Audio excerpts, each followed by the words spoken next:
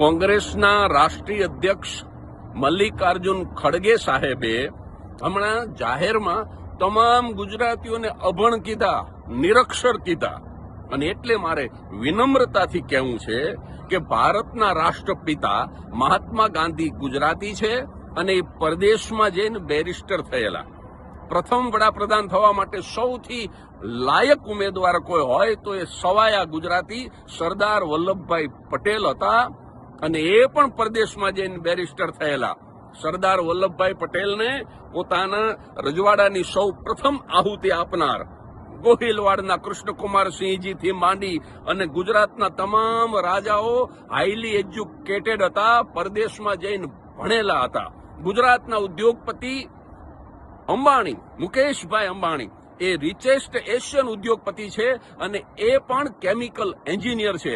એટલું જ નહીં, આપણા સાયન્ટિસ્ટ ડોક્ટર વિક્રમ સારાભાઈ, ઈસરોના સ્થાપક, એ તો હાઈલી એજ્યુકેટેડ હોય જ.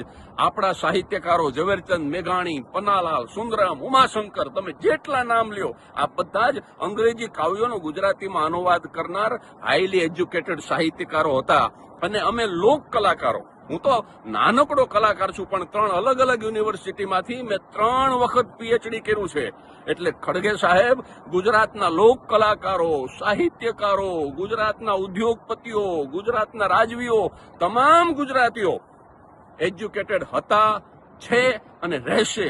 અને 2026ની વાત કરું તો 34 જિલ્લાઓમાં આશરે 68 યુનિવર્સિટી ગુજરાતમાં છે. એક જિલ્લા દીઠ 2 યુનિવર્સિટી હોય, એ પ્રજા અભણ કેવી રીતે હોઈ શકે? અને તમે જયારે પ્રવચન કરતા હતા ત્યારે સિમ્પલ અંગ્રેજીમાં લખેલું, એમાં કોઈ આંકડાકીય માહિતી નહોતી, ખાલી મોદીની ટીકા જ કરવાની હતી. અને છતાંય તમે હાથમાં કાગળ રાખી અને એક એક લીટી તમે વાંચીને બોલતા હતા. અને મોદી સાહેબ પરદેશમાં જાય, વ્હાઇટ હાઉસની અંદર પ્રવચન કરતા હોય, અંગ્રેજીમાં બોલતા હોય, તો પણ ક્યારેય હાથમાં કાગળ નથી રાખ્યો, ક્યારેય સ્લીપ ઓફ ટંગ નથી થઈ. તો આદરણીય ખડગે સાહેબ, તમે જ નક્કી કરજો, ગુજરાતીઓ અભણ છે કે કોણ અભણ છે?